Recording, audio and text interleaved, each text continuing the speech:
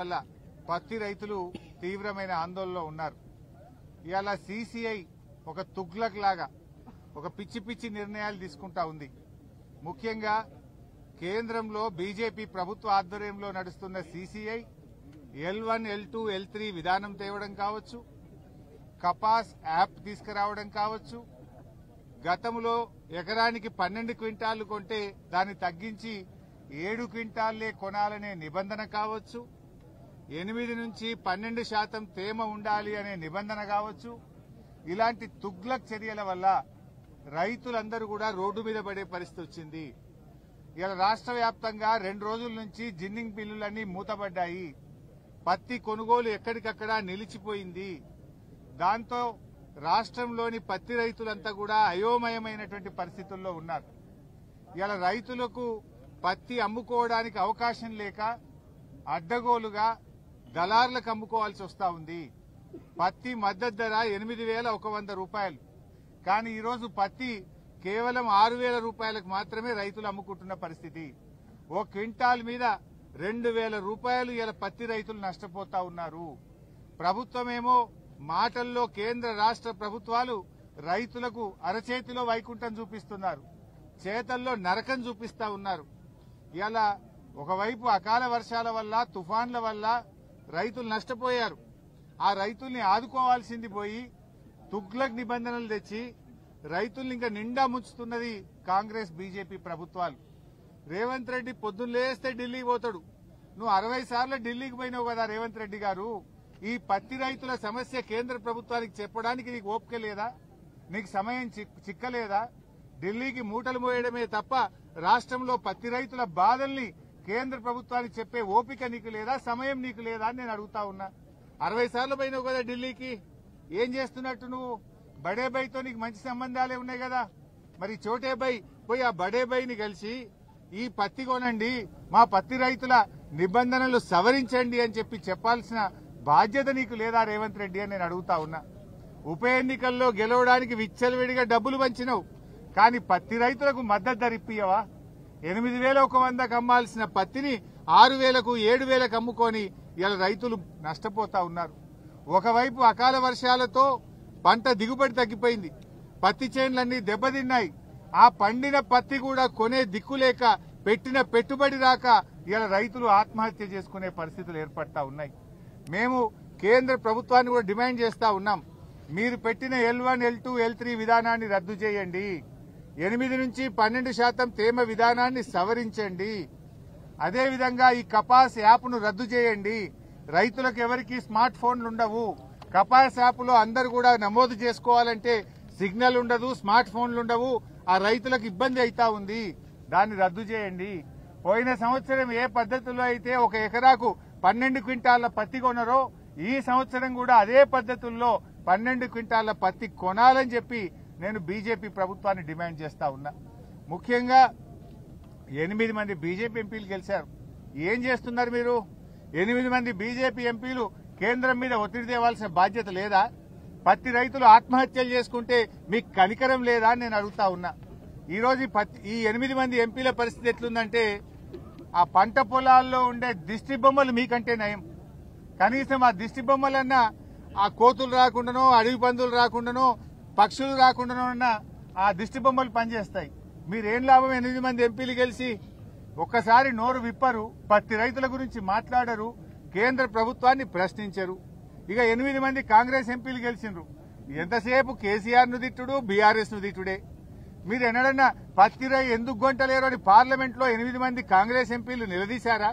ప్రశ్నించారా? Congress ప్రశ్నించదు, BJP అడగదు. ఇవాళ BJP ప్రభుత్వము బడా పారిశ్రామికవేత్తలకు 1,00,000 కోట్ల రూపాయల రుణమాఫీ చేశారు, 1,00,000 కోట్లు మాఫీ చేశారు. మరి మా రైతులకు ఎందుకు చేయరు? బీజేపీ ప్రభుత్వం 1,00,000 కోట్లు బడా పారిశ్రామికవేత్తలకు మాఫీ చేశారు, మా పేద రైతులకు ఎందుకు చేయరు? ఇలా పత్తి పండించేదే ఎక్కువ గిరిజన రైతులు, బీసీ రైతులు, దళిత రైతులు, పేద వర్గాల రైతులే పత్తి పండిస్తా ఉంటారు.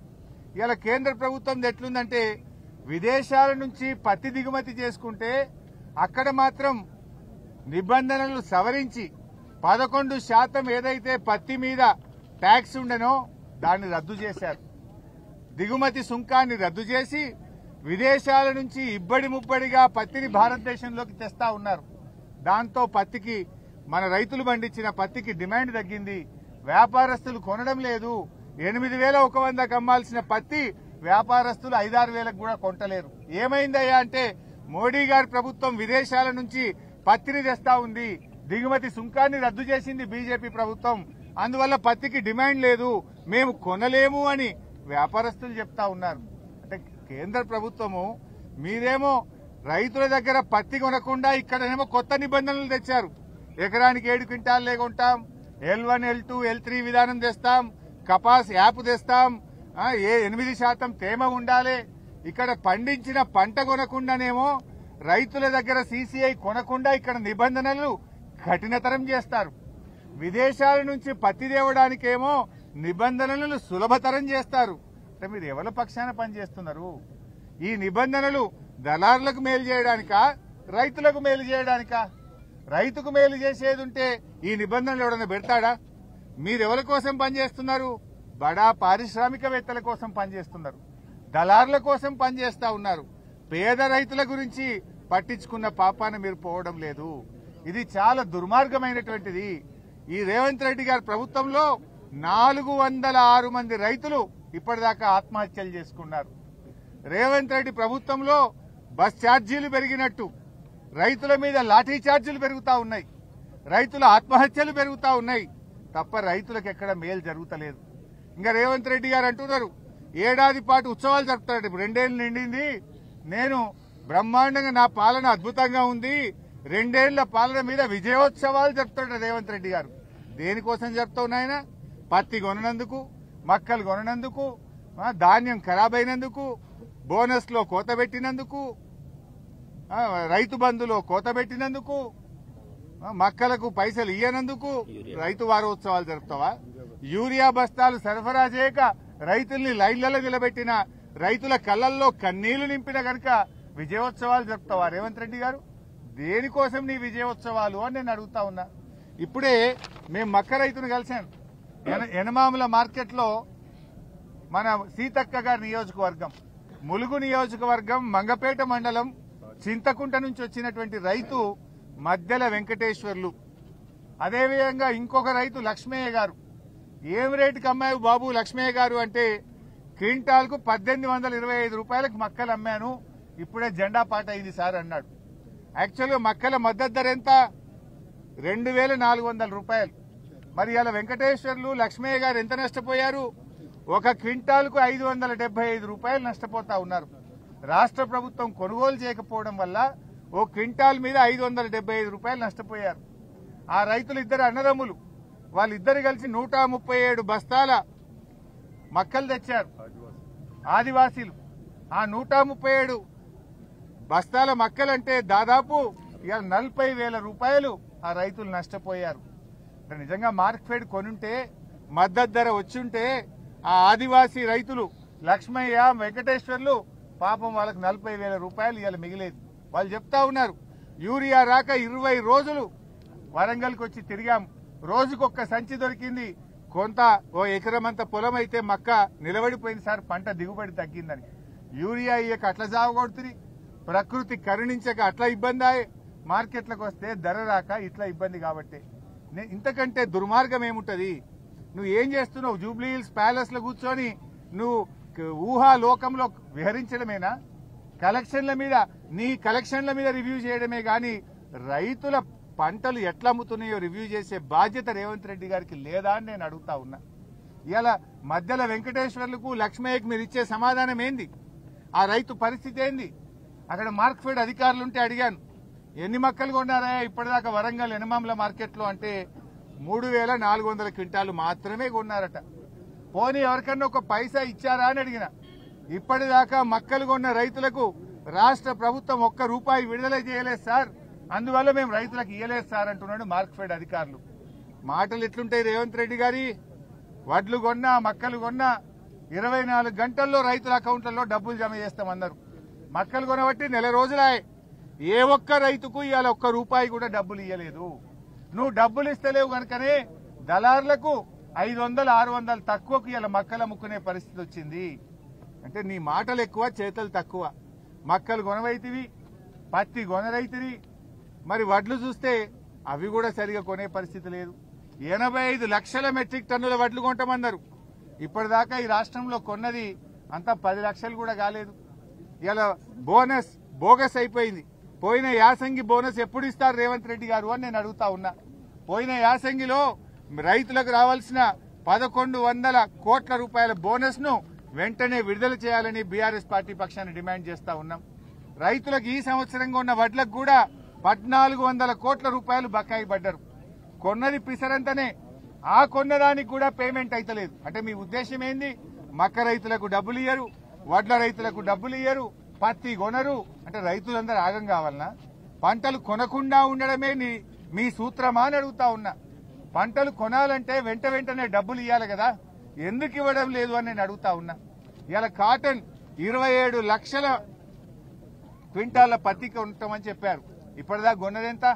1,00,000 క్వింటాలు కూడా కొనలే. అంటే మీ ఉద్దేశం ఏంది? మీరు కొనకుంటే తక్కువ ధరకు దళారులకు అమ్ముకోవాలి, దళారులు బాగుపడాలి, రైతులు మునగాలనా మీ ప్రయత్నం? వ్యవసాయ మంత్రి గారు ఢిల్లీకి ఉత్తరం రాస్తాడు, చేతులు దులుపుకుంటాడు. పోండి, మీ 8 మంది ఎంపీలు తీసుకొని ఢిల్లీ పోండి.